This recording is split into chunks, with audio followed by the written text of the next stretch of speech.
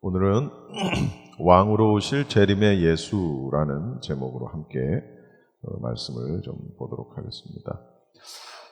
성탄절을 기준으로 넉 주 전부터 4주 주일 전부터 뭐라고 얘기하냐면 대강절 그렇게 얘기합니다. 그러니까 4번의 대강절을 지내고 그 다음이 바로 성탄절입니다. 지금 우리는 대강절을 지나고 있는 거예요. 그러니까 지난주부터 시작을 해서 오늘이 대강절 2번째 주를 지금 지나고 있는 겁니다. 대강절이라는 것은 우리가 또 다른 말로 대림절이라는 표현을 쓰기도 하고 또 강림절 또 이렇게 표현을 쓰기도 합니다. 어드벤트라는 영어로 표현하면 이제 뭐 그렇습니다만은 어드벤트라고 하는데 이 단어가 이제 라틴어에서 온 거거든요. 그래서 이 원어적인 뜻이 뭐냐면 굳이 그걸 표현하면 to come to 뭐 이런 식으로 누구에게 오신다 뭐 이런 정도로 우리가 말할 수 있습니다. 오신다라는 그런 얘기입니다. 이 말은 하나님께서 독생자 아들 예수 그리스도를 이 땅에 보내신다. 우리는 그 예수님께서 구원자로 오실 때 그분을 기억하고 또한 그분의 재림을 기다린다. 이런 의미입니다. 그런 절기입니다. 근데 이 대강절이 시작이 되면서 사실 교회력으로는 우리는 지금 우리가 쓰고 있는 원력으로는 그 해의 끝이잖아요. 연말이잖아요. 교회력으로는 지난주부터 새해가 시작된 거예요. 그래서 대강절은 출발하는 절기 이렇게 표현합니다. 또한 마지막 때 오실 예수님을 생각하는 종말론적 절기 이렇게도 우리가 얘기하는 거예요. 그래서 우리가 이제 보통 성탄절 하면은 예수님께서 이 땅에 구주 아기 예수로 오신 그런 날을 우리가 기념하는 거잖아요.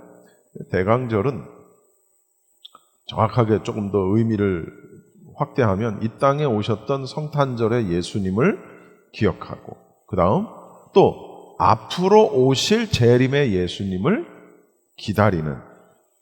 기다리면서 준비하는 그런 절기가 바로 대강절, 대림절, 강림절. 그러니까 어떻게 보면 기독교에 있어서 굉장히 가장 중요한 이미 오신 예수님 그리고 다시 오실 예수님. That's it. 그거 외에 뭐가 있어요? 사실 그게 다예요. 네. 그러한 대강절 기간이라는 사실을 우리가 생각하시면서 우리가 하루하루를 지냈으면 좋겠다는 생각이 듭니다. 오늘 본문은 왕에 대한 기도문입니다. 우리가 읽은 그 개역 개정을 보면 여러분 성경에도 이제 그게 써 있겠습니다만 오늘 시편 72편 그 표제어에 보면 뭐라고 되어 있냐면 솔로몬의 시라고 되어 있죠. 솔로몬의 시. 그러니까 이 표제어에 다윗의 시, 뭐 누구의 시. 그 얘기는 곧 그 사람이 썼다라는 걸 의미합니다. 그러면 72편은 누가 썼다라는 거예요? 솔로몬이 썼다라는 얘기죠. 그런데 지금 72편 우리가 안 읽었는데요. 맨 끝절 20절을 한번 읽어보세요. 시작. 그러면 이 시는 누가 쓴 걸까요? 이 시는 다윗이 쓴 거예요. 다윗이. 근데 표제어에는 솔로몬의 시라고 되어 있어요. 그래서 학자들마다 이것은 솔로몬이 쓴 시가 아니라 다윗이 쓴 시다. 이런 얘기가 있어요. 근데 이 20절에 다윗의 기도가 끝나니라라는 걸로 봤을 때 저는 이것은 솔로몬의 시가 아니라 솔로몬을 위한 시다. 이렇게 여기고 제가 설교를 할 겁니다. 이 시편 72편은 굉장히 이상적인 왕국, 이상적인 왕에 대한 초상입니다. 적어도 부분적으로가 아니라, 적어도가 아니라 어떻게 보면 모든 부분이, 이 시편 72편 이 모든 부분이 메시아, 즉 그리스도의 왕권, 그리고 그리스도의 나라, 메시아 왕국을 예시하고 있다는 거예요. 솔로몬을 위한 시지만 이것은 궁극적으로는 메시아, 다시 오실 주님, 그리고 그분의 나라에 대한 것을 예시하고 있는, 묘사하고 있는 그런 것이라는 것이죠. 솔로몬이 이스라엘의 가장 위대한 왕 그러면 이스라엘 사람들은 다윗을 뽑습니다. 그러나 솔로몬도 이스라엘 역사에 있어서 가장 영광스러운 왕이었던 건 사실이에요. 그러나 오늘 이 시에 묘사된 것처럼 아주 이상적인 왕은 못 됐습니다. 솔로몬이. 지금 우리가 이제 새벽기도 때 전도서를 쭉 보고 있으니까 아시겠습니다만 아주 이상적인 왕은 못 됐다는 거예요. 따라서 온 인류가 대망하는 정말 평화의 왕, 공의의 왕 누구냐? 그것이 바로 메시아, 예수 그리스도다. 그거예요. 결론으로 얘기하면. 이 시는 왕의 공의로운 통치, 그리고 그 통치로 인해서 평강이 실현되는 그런 것을 간구하는, 그런 걸 기도하는 그런 시입니다. 즉 다시 말하면 왕이 어떤 백성을 다스릴 기본 법도가 바로 공의를 이루어가는 것임을 오늘 이제 본문에서 보면 굉장히 강조하고 있는 것을 보게 됩니다. 그러니까 결국 궁극적으로 여기서 말하는 것은 메시아에 의해서 완전히 실현될 공의를 얘기하는 거예요. 즉 다시 말하면 메시아 왕국을 이야기하는 겁니다. 우리가 한 절 한 절 말씀을 좀 짧게 살펴보도록 하겠습니다. 먼저 1절을 한번 읽어보십시오. 하나님이여 주의 판단력을 왕에게 주시고 주의 공의를 왕의 아들에게 주소서. 한 아버지가 그 아들을 위해서 한 기도입니다. 죽으면서 한 축복이에요. 다윗이 솔로몬을 위한 기도란 말이죠. 주의 판단력을 왕에게 주시고 주의 공의를 왕의 아들에게 주소서. 여러분, 우리가 우리 자손을 위해서 하나님께 청할 수 있는 가장 훌륭한 것이 뭘까? 다시 말하면 우리가 자식에게 줄 수 있는 가장 큰 유산이 뭘까? 그것은 하나님께서 그들에게, 내 자식들에게 자신들의 의무를 알고 행할 수 있는 지혜와 은총을 주시는 것, 이해하셨습니까? 자식들로 하여금 마땅히 살아야 할 삶을 살게 하는 것, 그렇게 하기 위해서 그들에게 지혜를 주십시오, 그들에게 은총을 주십시오 라고 기도하는 부모의 기도, 그것이 재산보다 낫다라는 거예요. 그것이 금보다도 낫다라는 거예요. 근데 그렇게 생각 안 하죠.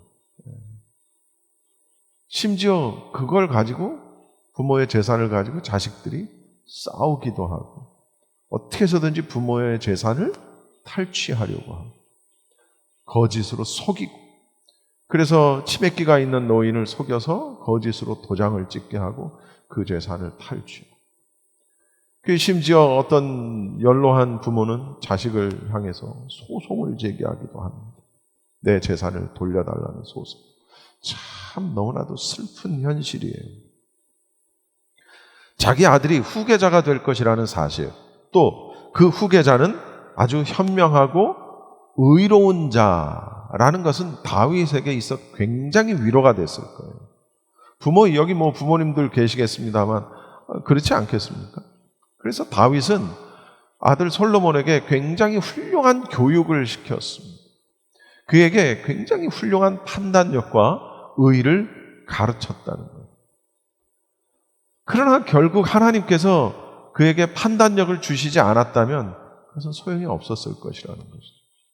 아무리 교육을 했더라도. 여러분 잘 생각해 보십시오. 부모가 교육한 대로 자식이 따라오나요? 저는 뭐 부모는 아니지만 저도 자식의 입장에서 보면 우리 아버지의 말씀이 틀린 것 같을 때가 있었어요. 우리 어머니의 말씀이 틀린 거예요. 그러니까 더 나아가서 어른들의 말씀은 다 틀린 것 같은 그런, 다른 게 아니라 틀린 것 같은 그런 생각을 할 때가 나도 있었단 말이에요. 근데 나이를 먹고 보니 나도 꼰대가 되어가는구나. 네. 그게 아니었구나.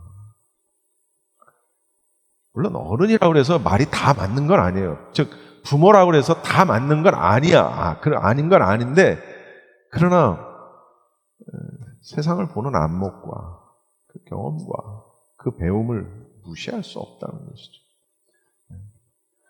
부모를 향해 혹은 어른을 향해 꼰대라고 얘기하는 아이들이 결국 자기도 어른이 되고 부모가 되면 꼰대가 되는 거예요. 어쩔 수 없는 거예요. 부모들은 자녀들에게 은혜를 줄 수 없어요. 절대로. 그러나 기도로서 그들을 은혜의 하나님 앞으로 데려갈 수 있다라는 것이죠. 하나님을 찾는 것은 헛되지 않을 것이다라는 거예요. 왜냐하면 그들의 기도는 언젠가는 응답될 것이기 때문입니다. 할렐루야. 2절 한번 보십시다.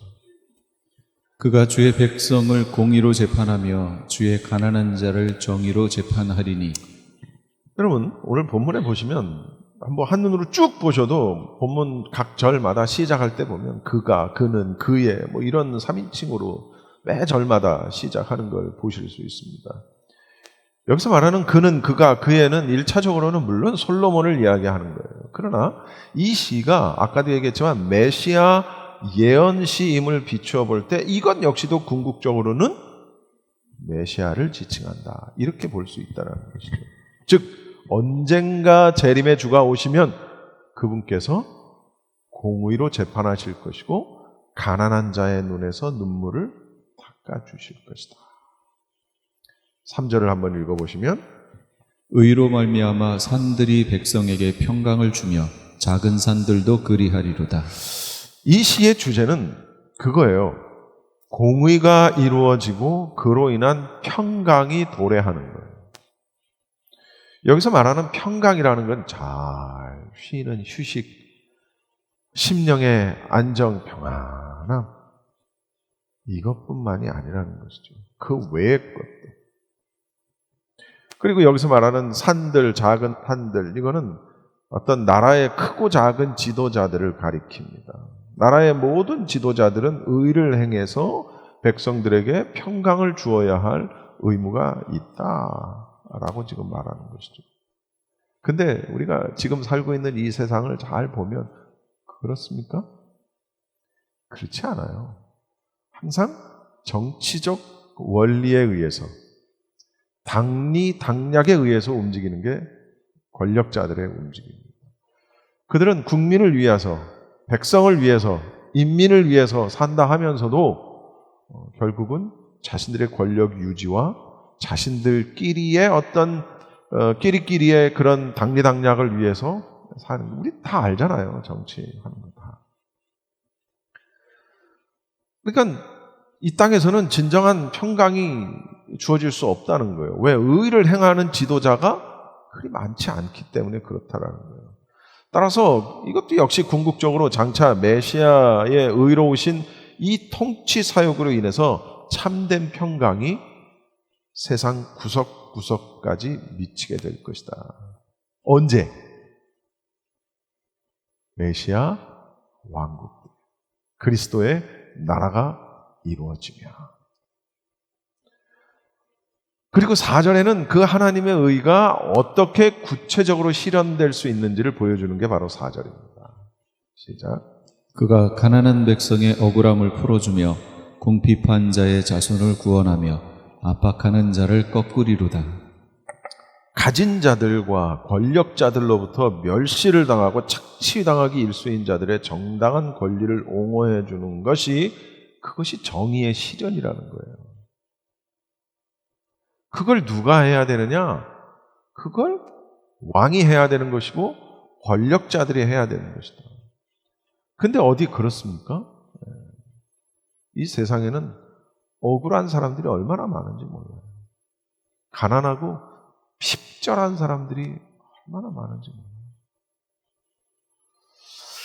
저는 아주 가끔씩 생각나는 분이 있습니다. 그분을 생각할 때마다 참 제가 마음이 좋지가 않아요. 한 번도 본 적은 없지만 제가 모 라디오 방송에서 일을 할 때, 그러니까 지금 생각해보면 이게 10년도 지난 얘기인지 아니면 10년은 안 지난 얘기인지 그것조차도 헷갈리는데, 가끔 가다가 이제 저한테 이렇게 전화를 해주시는 분들이 막 자신의 어떤 힘들고 억울한 거 이런 걸 얘기하시는 분들이 가끔 있다고 제가 말씀드렸잖아요. 그 이제 그런 걸 어떤 분의 경우에는 내가 그걸 풀어드리기도 한 적도 있었고 아닌 게 아니라 그냥 들어드리기만 한 적도 있고. 근데 그분들 중에 어떤 노 어머니께서 목소리 들어도 연세가, 내 생각엔 그분이 지금 살아계시지 않을 것 같은 느낌도 드는데, 그분이 전화를 걸어와서 나한테 뭐라고 얘기하냐면 자기 아들이 암 투병을 하다가 지금 난 기억에 암으로 죽었다는 얘기인지 거의 죽게 됐다는 얘기인지 지금 그건 제가 기억이 안 나는데, 아무튼 뭐가 됐든 그러면서 그분이 나한테 뭘 얘기하셨는 거 아니? 자기가 젊었을 때 간호사였다는 거예요, 어머니가. 그래서 자기는 안다는 거예요. 그럼 뭘 아느냐? 자식이 병원에 암으로 들어갔을 때는 비록 암에 걸려 있었어도 그래도 멀쩡했다는 거예요. 그러니까 보기에 이렇게 크게. 근데 병원에 있는 그 몇 개월 사이에 갑자기 나빠지면서 죽게 됐든지 죽었든지 그랬다는 거예요. 근데 그 이유가 뭐냐? 자기는 간호사기 때문에 안다는 거예요. 뭐냐면 수시로 찍어대던 CT 때문이었다. 그렇게 저한테 말씀을 하시는 거예요. 암 환자에게 계속해서 그러니까 안 좋은 그 CT를 계속해서 찍어대면 안 좋은가 봐요. 자기는 간호사기 때문에 그걸 안다는 거예요. 그러면서 병원에서 그렇게 해가지고 멀쩡하게 그래도 걸어 들어갔던 내 자식이 몇 개월 사이에 그렇게 잘못됐다. 그러면서 그 억울함을 나한테 얘기를 하면서 그 억울함을 풀어달라는 거예요, 나한테. 그래서 내가 그걸 어떻게 억울함을 푸냐고요. 그러니까 아마 그런 의도였던 것 같아. 이걸 방송에 좀 내보내서 공론화 시켜달라 그런 얘기였던 것 같아요, 생각에. 근데 이게 그걸 공론화할 수 있는 주제가 아니에요. 사실은 그게 의학적인 거고, 그게 명백하게 그것 때문이라는 증거가 있는 것도 아니고, 그건 법정에 가서, 그건 변호사를 사서 법으로 그거를 해서 저기를 해야 되는데,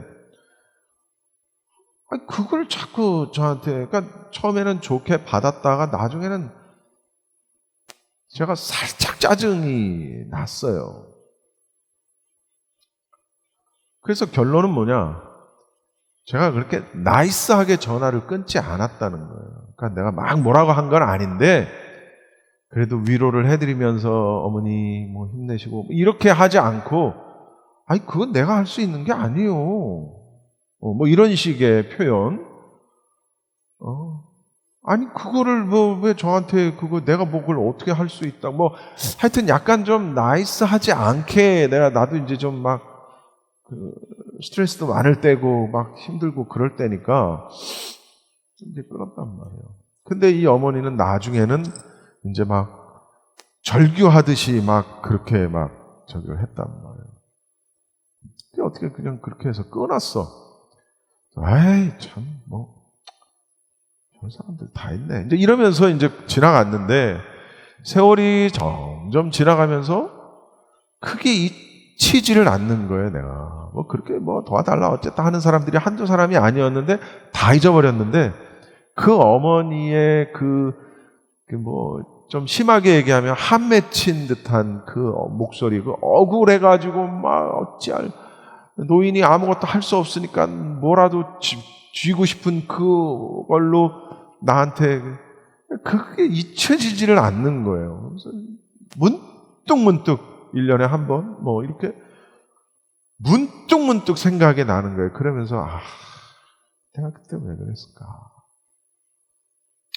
조금 더 위로해드리고 조금 더 나이스하게 내가 좀 이렇게 하면 더 좋았을걸. 그 어머니는 살아계실까? 목소리로 봤을 땐 연세가 좀 있는 분이었는데 내 생각엔 안 살아계실 것 같은 느낌도 들고, 그 어머니는 어떻게 자식을 먼저 보냈을 게 뻔한데 그 눈을 감으셨을까? 막 이런저런 생각이 나면서 그건 그렇게 잊혀지지가 않아요. 그게 이제 또 이거 하면서 또 그 생각이 퍼뜩 나는 거예요. 뭐냐면 가난한 백성의 억울함을 풀어주며, 그 어머니는 굉장히 억울한 거예요. 저렇게 CT를 쏴대면 안 되는데 이걸 증명할 길이 없는 거예요. 이 세상에는 억울한 사람들이 얼마나 많은지 몰라요. 억울한 사람들이 너무너무 많아요. 황당한 일을 당한 사람들이 얼마나 많은지 몰라요. 얼마 전에 한국에서 클라이밍 대회, 이렇게 벽 타고 올라가는 대회가 있었는데 이란에 있는 여성이 한국에 가서 그 대회를 해요. 히잡을 쓰지 않고 대회에 나간 거예요. 집에 이란에 갔더니 그 사람 집이 홀라당 다 무너졌어. 그걸 다 무너뜨렸어. 그 여자의 집을 다 무너뜨리고 그 가족 오빠 다 박살을 내놨어. 여러분, 우리가 알지 못하는 세상 어느 곳에선 이런 일이 벌어지고, 초등학생도 안 된 아이들을 겁탈하는 그런 짐승 같은 사람들도 있고, 뭐 많아요. 예수 그리스도께서 장차 재림주로 심판하심도 이 세상 가운데서 모든 악의 세력들을 멸하시고 입으로 예수 그리스도를 주라 시인하는 자들을 구원하시기 위해서다. 그리고 이제 5절을 읽을 텐데 5절은 4절의 결과입니다. 백성의 지도자인 왕이 먼저 하나님의 공의를 실현하면, 하나님을 경외하면 백성도 왕을 본받아서 그렇게 될 것이다. 5절. 그들이 해가 있을 동안에도 주를 두려워하며 달이 있을 동안에도 대대로 그리하리로다. 물론 1차적으로 신정왕국 이스라엘 위에 유일한 다윗 왕조를 가리키는 말입니다. 그러나 역시 궁극적으로 재림주가 다스리며 왕 노릇하시는 메시아 왕국에서는 영원토록 어떻게 해요?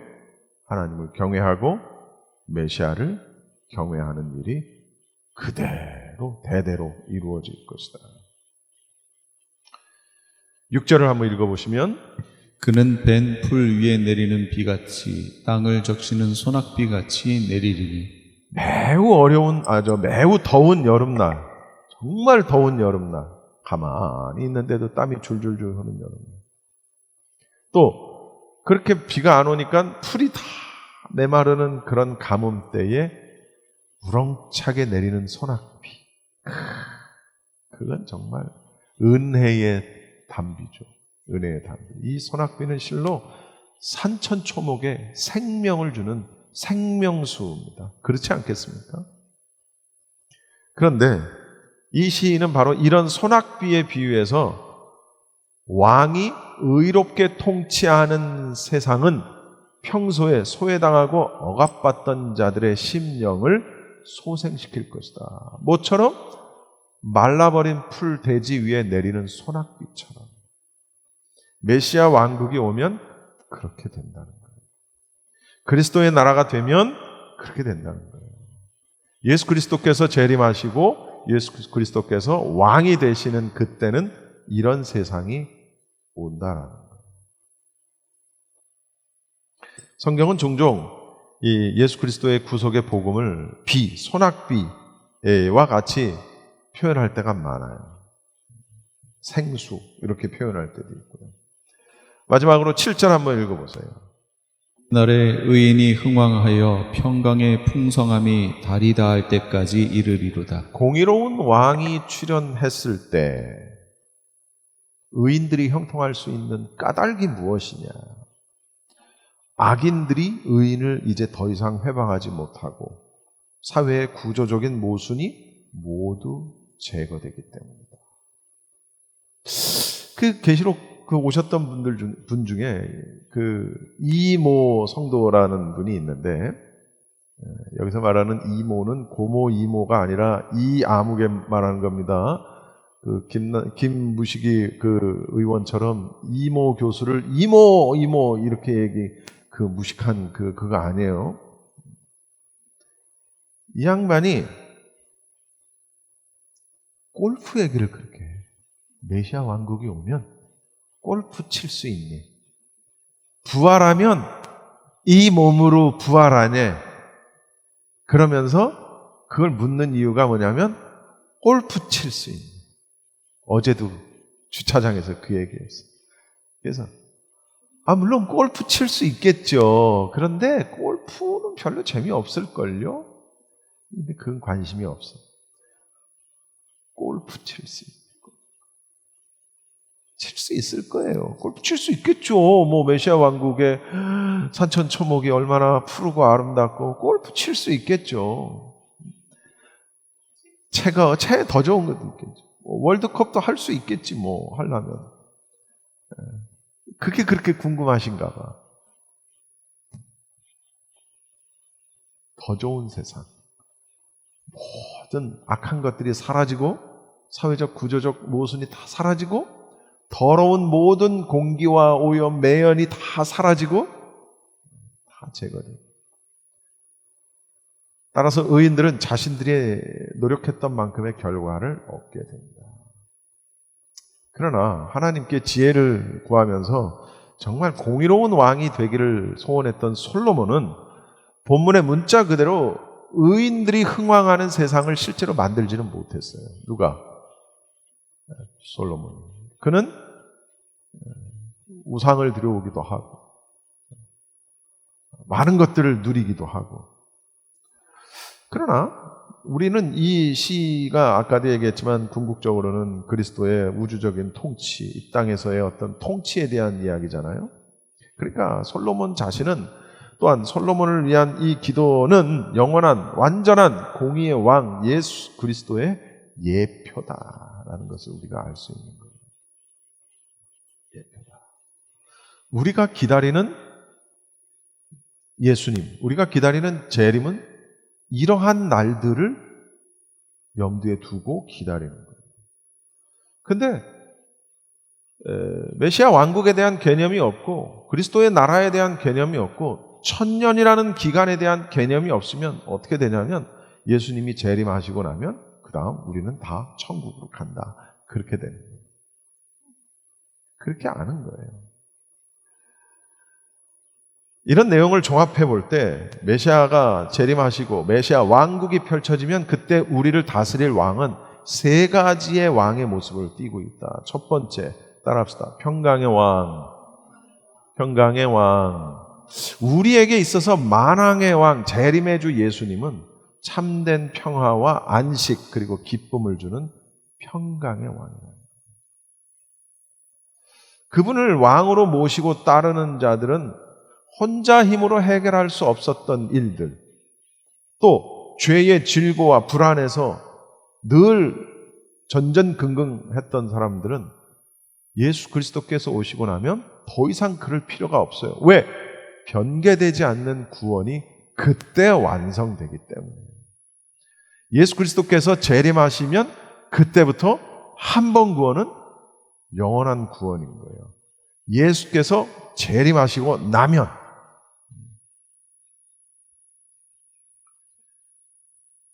깨어졌던 하나님과의 관계가 회복이 되는 거예요. 두 번째, 예수 그리스도는 어떤 왕이냐? 따라합시다. 공의의 왕. 우리에게 있어서 예수 그리스도는 가장 의롭고 진리가 되시는 분입니다. 공의.